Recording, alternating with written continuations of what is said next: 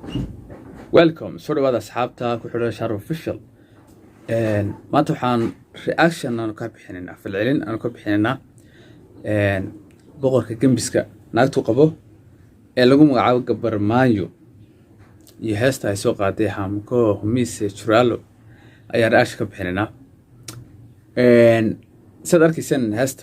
qofkii daawaday baa daawaday heesta waa hees Hindiya waxay ugu jirtaa filika Muhabbateen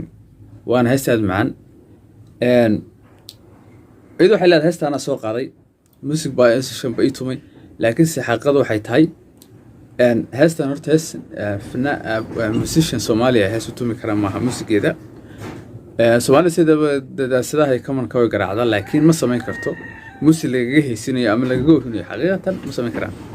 كورنو تسقى حيوان وقت بقارتها تعاد الله قبحها dadkeenu dad magaras rabshid dagaalada ku jira way warar dad tumi kara sida naqana laakiin music heesita la qaado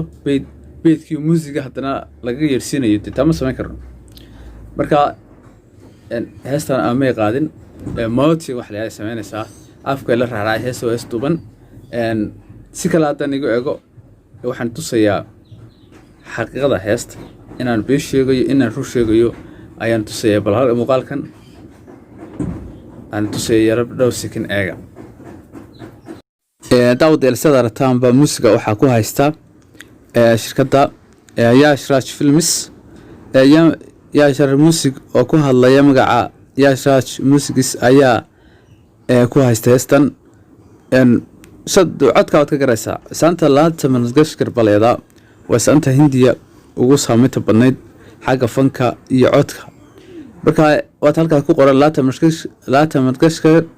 habarta ayaa qaadaysa fanaankuna udati naariyan festival filika Muhabbateen bay ku jirtaa marka heestaas weeyaan cidii aan ogeyn ha ogaato waana sidaas guntiga gabadhii hadda YouTube-keena ku cusubtahay fadlan subscribe sar video like sar si dhiirigelin ugu noqoto video inta ku kulmi doono waxaan leeyahay bye bye